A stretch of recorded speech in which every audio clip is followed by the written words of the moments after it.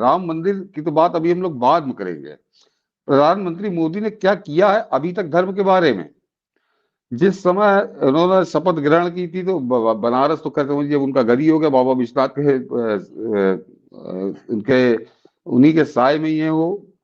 लेकिन उसके अलावा मनीष जी मई में प्रधानमंत्री पद की शपथ ली है। जून जुलाई अगस्त 14 अगस्त 2014 4 अगस्त 2014 प्रधानमंत्री मोदी पशुपतिनाथ में थे और खाली दर्शन करने फोटो खिंचाने नहीं गए थे, बड़ी लंबी पूजा वहां से की थी। और जिस समय बाहर निकले थे बाबा पशुपतिनाथ के दर्शन करके तो माथे पे त्रिपुंड था और 2500 किलो चंदन अर्पित करके आए थे बाबा विश्वनाथ को। और रामनवमी ओढ़ के जिस समय भारत का प्रधानमंत्री निकला था तो दुनिया के हर कोने में रहने वाले सनातनी का सर गर्व से तन गया था कि हमको एक धर्मपरायण शासक मिला है जो देवताओं का इतना सम्मान, इतनी इनकी सेवा करने में विश्वास करता है। तो ये शुरुआत, ये आज ये मंदिर के नाम से छाती पीट रहे हैं, ये शुरुआत तो प्रधानमंत्री मोदी ने 2014 में कर दी थी। मैं बनारस की बात ही नहीं कर रहा, बनारस में वो चुनाव लड़ रहे थे, वो तो उनका घर है समझिए। अब उसके बाद वो पशुपतिनाथ पहुंचे थे।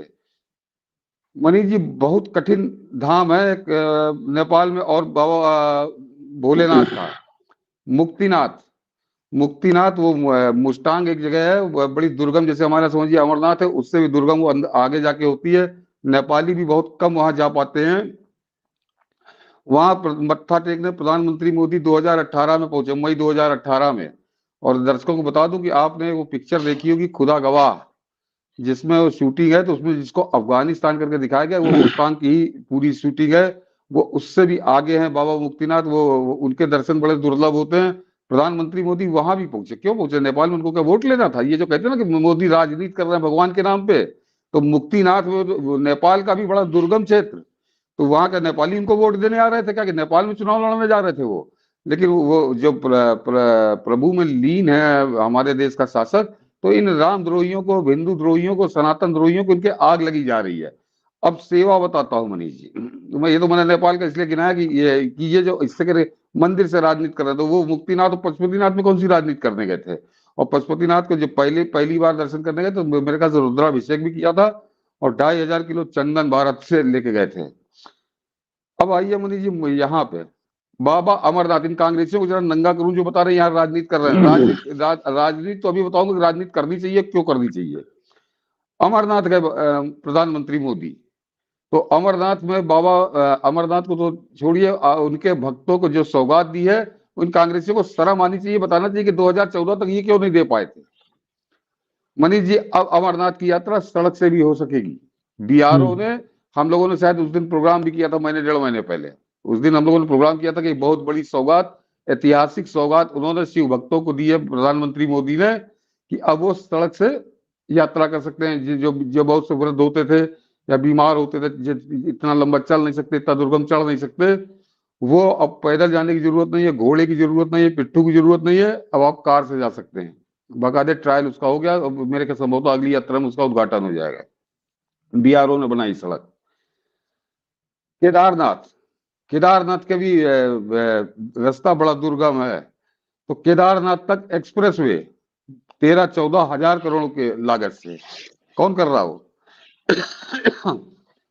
एक्सप्रेस वे, और साथ में रेल का काम चल रहा है। तो 50,000 करोड़ रुपए की लागत है मनीष जी उसकी, उस प्रोजेक्ट की 40 से 50,000 करोड़ के बीच का अनुमान है।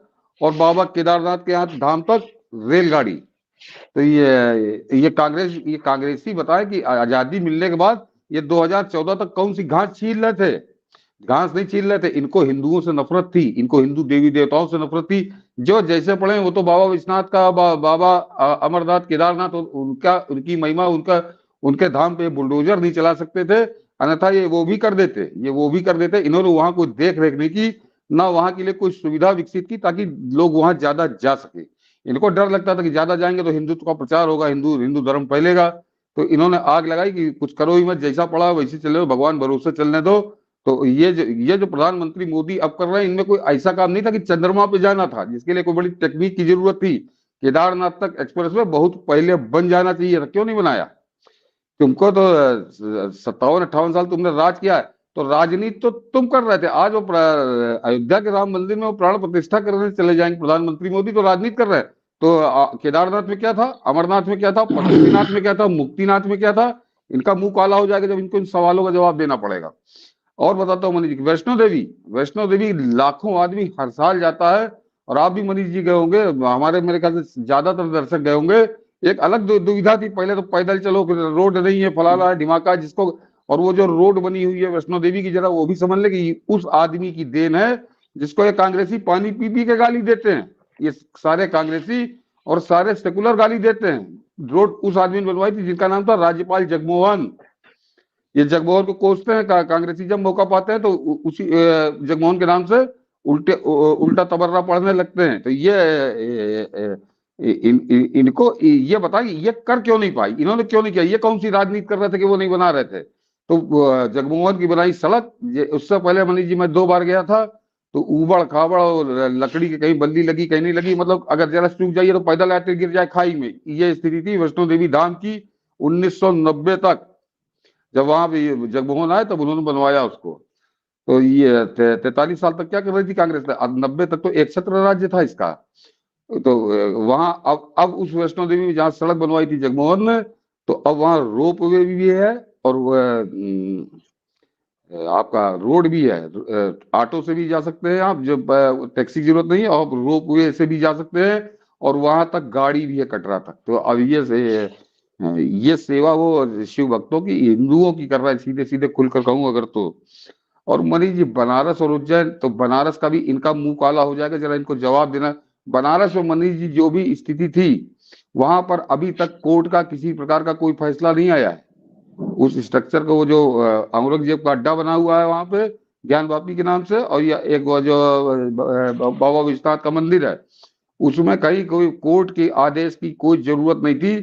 तो प्रधानमंत्री मोदी ने क्या क्या उसका स्वरूप निकाला है? मतलब पुराने से पुराने लोग जो मिलते हैं, मेरा तो खैर बचपन से मैंने देखा, तो वो आदमी विस्मित हो जाता कि क्या से क्या कर दिया नरेंद्र मोदी ने उस बाबा के धाम को। तो तुम क्यों नहीं कर सके? वहां तो कोर्ट की मामला नहीं था, कोर्ट का तो अभी कोई फैसला नहीं आया कि कॉरिडोर बनाओ। तो वो कौन सी राजनीति कर रहे थे प्रधानमंत्री मोदी, जो एक उसका चेहरा ही बदल दिया पूरा। कोई कल्पना नहीं कर सकता था कि बाबा विश्वनाथ का कॉरिडोर इतना भव्य होगा, कैसे किस हालत में, मतलब पुराना वाला आपने देखा होगा मनीष जी। उज्जैन आ जाइए, उज्जैन आ जाइए, तो उज्जैन की भी बड़ी दूसरी बनारस की तरह तो नहीं था, उससे तो खैर ठीक था, लेकिन वो कोई बहुत भव्य नहीं था। वो उसकी एक अलग महिमा थी महाकाल बाबा की, तो दर्शन होते थे। लेकिन अब उसको बताते हैं वो बनारस से ज्यादा भव्य, क्योंकि वहां जगह मिल गई थी। तो ये जो देश के चारों कोनों में, देश के बाहर जाके नेपाल तक, जो आदमी पिछले 10 सालों से भगवान शिव की सेवा में लगा हुआ है, शिव भक्त कह लीजिए, शिव सेवक कह लीजिए, भगवान शंकर का गण कह लीजिए, मैं तो कहूँगा भगवान शंकर का गण, और ये उससे भिड़ रहे हैं, ये उससे भिड़ रहे हैं, उसको कोस रहे हैं। तो ये अपनी तो अपनी दुर्दशा, अपनी उसको विपत्ति को आमंत्रण दे रहे हैं, चिल्ला चिल्ला के कि आओ, और भगवान राम के दर्शन वो करने जा रहे हैं, भगवान राम की प्राण प्रतिष्ठा में जा रहे हैं, तो कह रहे हैं राजनीति कर रहे हैं। तो राजनीति, अगर वो राजनीति कर रहे हैं तो ऐसा करना चाहिए उनको। मगर ये बता कि इससे पहले जो मैंने काम गिनवाए, ये कब हुआ? और मैं जो मैंने कहा ना मनीष जी के राजा भोज या विक्रमादित्य, तो उनका मैंने कहा अमर है, उनकी कीर्ति इतिहास में हमेशा अमर रहेंगे, एक तरह से पूजनीय ही रहेंगे अगर आप भारतीय संस्कृति की बात करिए, इतिहास की। लेकिन इतना काम तो उन्होंने भी नहीं किया था, हिंदू धर्म के लिए इतना काम तो उन्होंने भी नहीं किया था, मैं बिल्कुल बेहिचक कह सकता हूं। तो नरेंद्र मोदी ने उनसे लंबी लकीर खींची है केवल 10 साल के शासनकाल में, और खासकर तब जब ये सेकुलर राक्षस पूरी ताकत से, पूरी नंगई से, पूरी दबंगई से रात दिन विरोध में जुटे हुए हैं, रात दिन विरोध कर रहे हैं। ऐसा नहीं कि उन लोगों के समय में संभवतः ऐसा कोई राक्षस टाइप का विरोधी नहीं था उनका। यहाँ तो राक्षस अलग अलग तरह के राक्षस है, कुछ राजनीति के राक्षस है, कुछ मीडिया के राक्षस हैं, कुछ वो दिल्ली में बैठे जो रात में दारू पी के, अंग्रेजी दारू पी के दूसरे दिन अपना राक्षसपना जो है पूरा अंग्रेजी अखबारों में लिखते हैं। तो उन सब राक्षसों की बाधाओं को पार करते हुए जो सेवा करी है प्रधानमंत्री मोदी ने पिछले 10 सालों में सनातन धर्म की, उसका कहीं ये नाखून तो नहीं है ये लोग। तो इनको आग लगनी थी, इनको आग लगनी भी चाहिए, इनको आग लगनी भी चाहिए मनीष जी। ये अगर आग ना लगे तो लगेगा कुछ हो नहीं रहा। तो ये जरूरी है इसी तरह छटपटाएं, इसी तरह तिल मिलाएं, इसी तरह बिलबिलाएं, ताकि लोगों को लगे कि हाँ ये राक्षस जिन्होंने 70 साल हमको कूड़े के ढेर में रखा, ये बिलबिला रहे हैं तो इसका मतलब अब कुछ भला हो रहा है, कुछ अच्छा हो रहा है।